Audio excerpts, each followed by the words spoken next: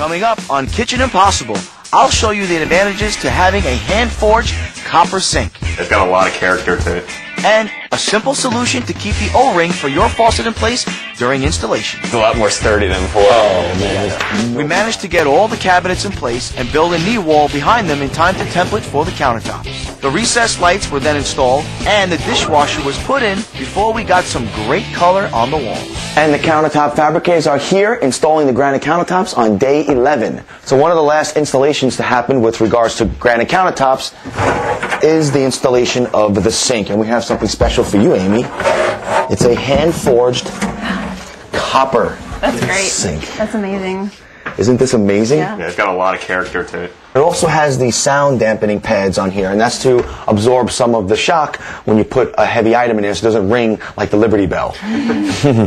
We'll step aside and let them finish installing the sink. They'll put a bead of silicone around it, and then there are pre-drilled lead anchors in the bottom of the granite with some clips that are going to support the weight of the sink and its contents.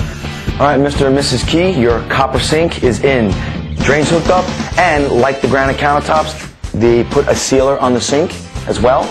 But I would strongly advise not to leave any type of acidic foods or juices in there for a prolonged amount of time, because it will eat through the sealer eventually and cause a shiny spot in the copper. If that happens, just wipe it free, and then over a short period of time, it will patina again and get dark and like it is now.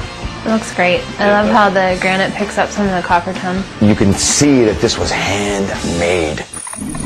Now it's time to install this really elegant oil-rubbed bronze faucet and set. We'll start with the spout because that's in the back, and then we'll work our way forward. We're going to start by inserting this rubber O-ring, which will stop any water from getting underneath that escutcheon and then dripping down under the sink base cabinet. Nowadays, this is what manufacturers are sending with the unit in place of using plumber's putty. I found in my time of installing so many faucets, the best way to keep that in place, because once you turn it over, it usually falls, is a little bit of petroleum jelly right around the ridge. And it acts as like a temporary glue. Yeah, last time when I was installing it, I had that problem. It kept falling out. You fight with it, right? Yeah, it was a pain. All right, you're going to drop the supply feed in with the threaded rod, and then I'm going to go down below, put this C-clamp up against the granite, and then this back nut. That'll hold the faucet head down tight. Now the mixing valve, the handle, and the hand sprayer is the same exact setup. All right, man, it's working like a charm. This looks a lot nicer and it's a lot more sturdy than before. Oh, man, there's no comparison between this and what you had. Well, my friends, I think it's safe to say that we blew this kitchen out, right? Yeah, literally. No longer like a closet in here. So by blowing out this kitchen wall that was here, and by opening up the stairwell over here, it just opened it up totally in here. Totally.